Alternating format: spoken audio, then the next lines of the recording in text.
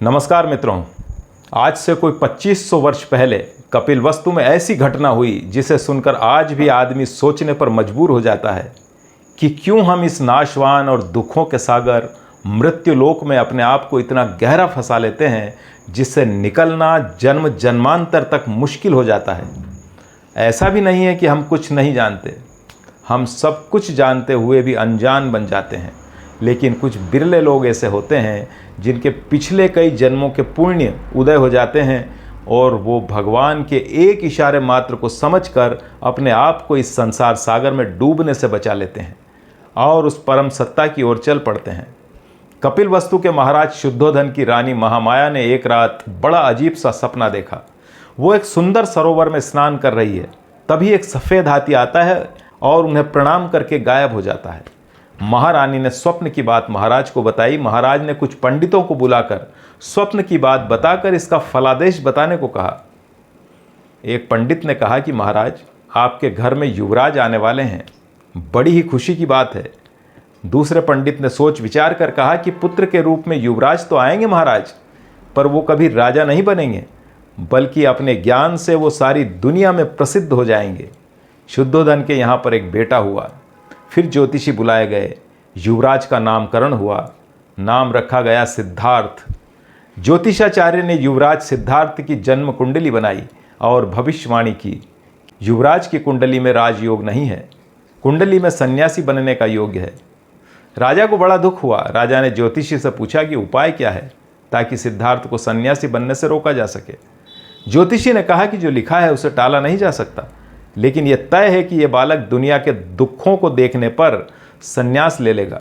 महाराज ने कहा कि हम इसके लिए ऐसी व्यवस्था करेंगे कि इसे किसी प्रकार के दुख का एहसास ही ना हो। और सचमुच महाराज शुद्धोधन ने युवराज के लिए ऐसी ही व्यवस्था की। उन्होंने सर्दी, गर्मी और बरसात के लिए अलग अलग महलों में रहने का प्रबंध किया ताकि युवराज को किसी तरह के कष्ट का पता ही न चले।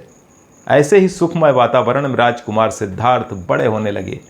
विवाह के योग्य होते ही उनका विवाह कर दिया गया और उनको भी एक पुत्र रत्न की प्राप्ति हो गई। अब महाराज शुद्धोधन कुछ निश्चिंत होने लगे। उन्हें लगा कि अब युवराज सिद्धार्थ अपनी पत्नी और बच्चों के मोह में पड़ने के बाद ऐसा कोई कदम नहीं उठाएंगे। सिद्धार्थ को भी अभी तक दुनिया में सब कुछ अच्छा ही अच्छा लग रहा था, लेकिन होनी को कौन टाल सकता है। एक दिन वे अपने रथ पर सवार होकर अचानक से घूमने निकल गए। सामने ही उन्हें शव यात्रा दिखाई दी जिसमें कुछ लोग रोते हुए चल रहे थे।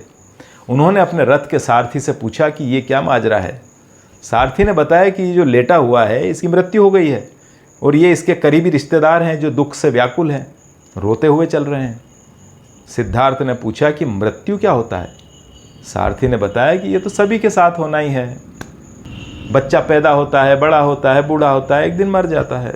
इस बात ने सिद्धार्थ को सोचने पर मजबूर कर दिया कि उसने कभी ऐसी कल्पना भी नहीं की थी। फिर एक दिन इसी तरह सिद्धार्थ फिर घूमने निकल गए। अब की बार उन्हें एक वृद्ध दिखाई दिया जो लाठी के सहारे झुककर चल रहा था। उन्होंने फिर पूछा कि इसको क्या हुआ है। सारथी ने बताया कि ये अब बूढ़ा हो गया है। सिद्धार्थ ने पूछा, बूढ़ा कौन होता है। उसने बताया कि लगभग सभी लोग बूढ़े हो ही जाते हैं और उसके बाद फिर मर भी जाते हैं। सिद्धार्थ अब की बार बड़ी चिंता में पड़ गए। फिर उन्हें एक भगवा वस्त्र पहने सन्यासी दिखाई दिए। उन्होंने पूछा, ये कौन है।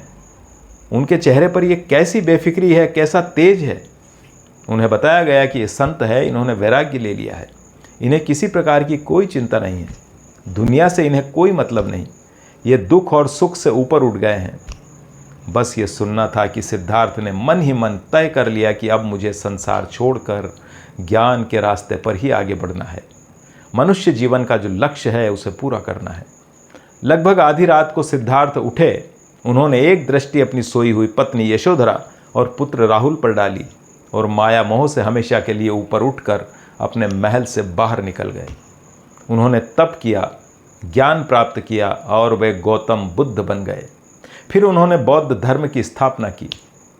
मित्रों, इस कहानी से हमें यह सीख मिलती है कि सच्चा सुख भौतिक साधनों में नहीं बल्कि त्याग, वैराग्य और तप में है।